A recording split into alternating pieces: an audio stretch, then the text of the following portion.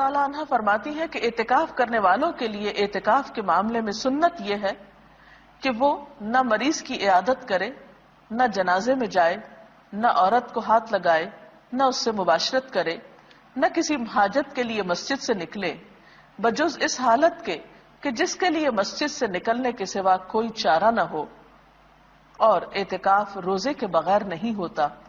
اگرچہ اعتکاف کے لیے ہر شخص اپنی مرضی کے مطابق اپنا ایک ٹائم ٹیبل بنا سکتا ہے، لیکن سہولت کے لیے یہاں پر چند ایسی باتوں کا ذکر کیا گیا ہے جو اعتکاف کرنے والوں کے لیے مفید ہو سکتی ہیں، کیونکہ کوئی بھی کام اگر پلاننگ کے ساتھ کیا جائے، اچھے طریقے سے کیا جائے، تو اس کا اجر و ثواب بھی کئی گنا بڑھ جاتا ہے اور انسان کا وقت بھی زیادہ بہتر طور پر استعمال ہوتا ہے۔ نمونے کا ایک ٹائم ٹیبل حاضر خدمت ہے۔ مثلا دن کا آغاز صبح اٹھنے سے ہوتا ہے۔ اعتکاف میں اگر آپ رات کے تیسرے پہر اٹھ جائیں اور اللہ پاک کے حضور مناجات کریں، دعائیں مانگیں، ذکر اذکار کریں، نوافل پڑھیں، تو وہ وقت عبادت کے لیے نہایت بہترین ہے۔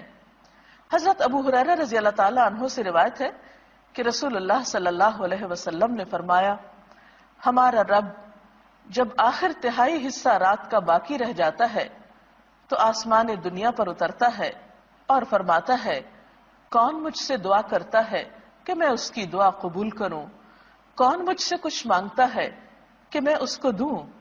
کون مجھ سے گناہوں کی معافی چاہتا ہے کہ میں اس کے گناہ معاف کر دوں؟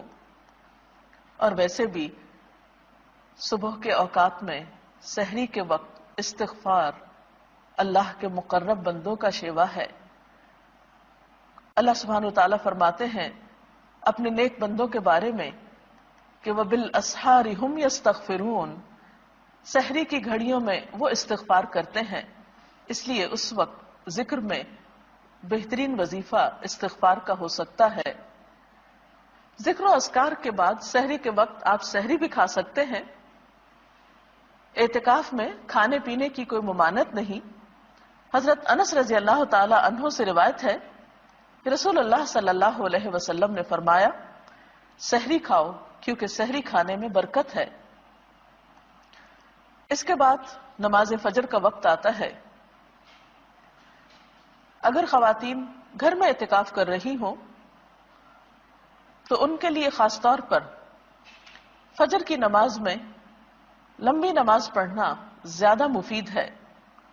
اس کے بارے میں حضور صلی اللہ علیہ وسلم کا طریقہ ہمارے سامنے ہے۔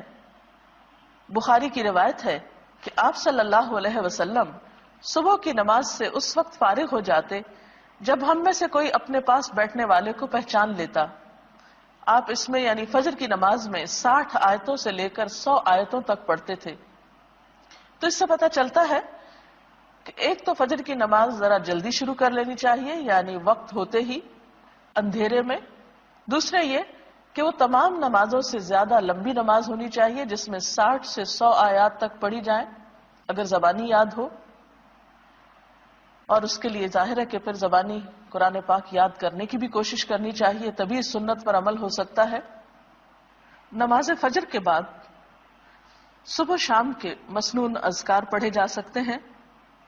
قرآن پاک میں اللہ سبحانہ وتعالی فرماتے ہیں، یا ایھا الذین آمنوا اذکروا اللہ ذکرا کثیرا وسبحوہ بکرۃ واصیلا، اے لوگو جو ایمان لائے ہو، اللہ کو کثرت سے یاد کرو اور صبح و شام اس کی تسبیح کرتے رہو۔ نبی اکرم صلی اللہ علیہ وسلم نے بھی فرمایا کہ مجھے ایسے لوگوں کے ساتھ بیٹھنا حضرت اسماعیل علیہ السلام کی اولاد میں سے 4 غلاموں کو آزاد کرنے سے زیادہ پسند ہے جو نماز فجر سے طلوع آفتاب تک اللہ کا ذکر کرتے ہیں۔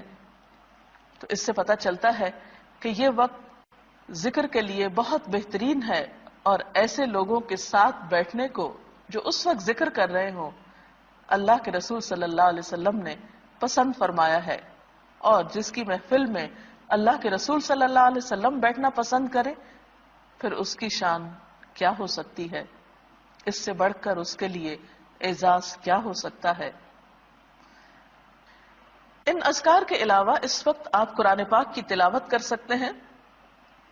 کیونکہ قرآن پاک کی تلاوت کے لیے بھی یہ وقت بہت موزوں ہے۔ سورۃ بنی اسرائیل میں اللہ تعالیٰ فرماتے ہیں ان قرآن الفجر کان مشہودا، بے شک صبح کا قرآن حاضر کیا جاتا ہے، یعنی اس وقت فرشتے حاضر ہوتے ہیں۔ پھر اسی طرح اگر آپ اپنے اعتکاف ہی کی جگہ پر نماز، ذکر، تلاوت کے بعد سورج طلوع ہونے کا انتظار کریں، ذکر میں مشغول رہیں حتیٰ کہ نماز اشراق کا وقت ہو جائے، تو اس کو بھی ساتھ ہی ادا کر لیں۔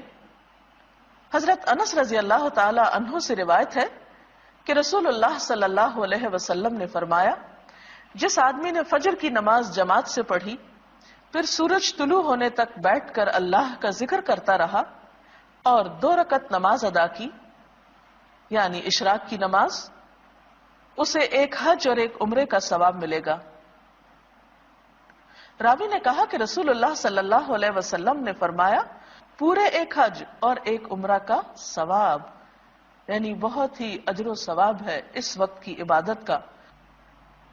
اشراق کے نوافل کے بعد اگر آپ اپنے اعتکافی کی جگہ پر بیٹھ کر مزید کچھ قرآن پاک وغیرہ پڑھنا چاہیں تو ایسا بھی آپ کر سکتے ہیں، اور پھر مزید نوافل بھی پڑھ سکتے ہیں، کیونکہ حضور صلی اللہ علیہ وسلم نے فرمایا، اللہ تعالیٰ ارشاد فرماتا ہے، اے آدم کے بیٹے، دن کے شروع میں میرے لیے 4 رکعت نماز ادا کر، میں تیرے سارے کاموں کے لیے کافی ہو جاؤں گا۔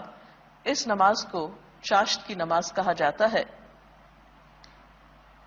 اگر کچھ سستی یا تھکاوٹ محسوس ہو رہی ہو تو بہتر ہے کچھ دیر اب آپ آرام کر لیں۔ آپ لیٹ کر بھی ذکر اذکار کر سکتے ہیں، تھوڑی دیر کے لیے سو بھی سکتے ہیں، لیکن اگر آپ اپنی طبیعت اچھی پاتے ہوں تو بہتر ہے کہ اب آپ کچھ وقت مطالعے کے لیے نکالیں، دینی کتابوں کا مطالعہ، قرآن پاک کی تفسیر پڑھنا، اور اگر آپ پڑھ نہ سکتے ہوں تو کیسٹ لگا کر سننا، اور دینی کتب کو جو آپ کے روزمرہ کی دینی مسائل سے متعلق ہوں یا اخلاق اور کردار کو سنوارنے والی ہوں، ان کو آپ اپنے زیر مطالعہ رکھ سکتے ہیں، کیونکہ طلب العلم فریضۃ علی کل مسلم، علم کا حاصل کرنا، طلب کرنا ہر مسلمان پر فرض ہے۔ اور ویسے بھی علم کے سیکھنے اور سکھانے والے اللہ تعالیٰ کے محبوب بندے ہیں۔ پھر اس کے بعد ظہر کی نماز طویل ادا کریں،